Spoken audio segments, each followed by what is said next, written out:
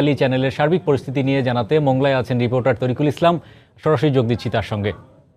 তরিকুল, আমি রয়েছি মোংলা ঘোষিয়াখালী যে নৌ রুটটি রয়েছে সেই নৌ রুটের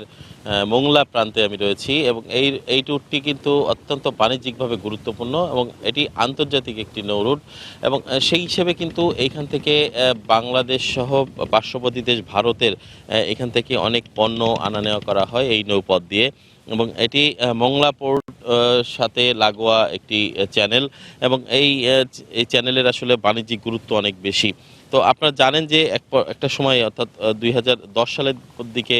এই নৌ রুটটি কিন্তু আসলে পুরোপুরি বন্ধ ছিল এবং পরবর্তীতে 2014 সালে যখন সুন্দরবনে যেটি তেলবাহী ট্যাঙ্কার ডুবির পর এই চ্যানেলটির কিন্তু গুরুত্ব আরও বেশি বেড়ে যায় এবং সরকারিভাবে নানা উদ্যোগ নিয়ে এই চ্যানেলটি সচল করা হয়। অর্থাৎ 14 সাল থেকে খনন কাজটি শুরু করা হয় এবং এর আগে 11 সালে এটি এক দফা খনন করা হয়েছিল, তখন কিন্তু এই চ্যানেলটি সচল করা খুব বেশি সম্ভব হয়নি। তো পরবর্তীতে যখন সুন্দরবনের ভিতর দিয়ে বিভিন্ন বাণিজ্যিক যানবাহন যান চলাচল করতো নৌযান, সেগুলো সুন্দরবনের পরিবেশের উপর ক্ষতি করছিল এবং সেই গুরুত্ব বিবেচনা করেই কিন্তু এই মোংলা ঘোষিয়াখালী নৌ রুটটি চালু করা হয় এবং পরবর্তীতে 250 কোটি টাকা ব্যয়ে এই চ্যানেলটি খনন করে বিভিন্ন জায়গায় এই চ্যানেলের যে বৈশিষ্ট্য সেই বৈশিষ্ট্য অনুযায়ী দুই দিক থেকে পলি আসে এবং যে কারণে প্রতিনিয়ত এটি ভরাট হতে থাকে আর যে কারণে কিন্তু এই নৌ রুটের বিভিন্ন প্রান্তে কিন্তু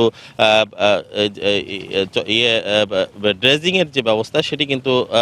চালু রয়েছে এবং এই মুহূর্তে মোংলা প্রান্তে আমরা দেখতে পাচ্ছি যে ড্রেজিং ব্যবস্থা চালু রয়েছে এবং এই ড্রেজিং প্রতিনিয়ত করার ফলে কিন্তু এখান থেকে বড় বড় ড্রাফটের গভীরতার জাহাজ 10 মিটার গভীরতার জাহাজ এখান থেকে চলাচল করে এবং বিভিন্ন ছোট ছোট নৌযানগুলো পণ্য নিয়ে দেশের বিভিন্ন প্রান্তে এখানে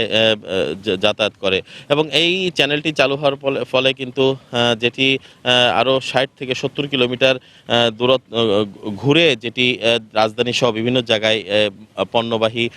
যে নৌযানগুলো যাতায়াত করতো সেটি কিন্তু এই মুহূর্তে সেটি কিন্তু নাই এবং এই মুহূর্তে ব্যয়ভারও কিন্তু অনেকটা কমে এসেছে যে পণ্যবাহী জাহাজগুলো। তবে এখানকার একটি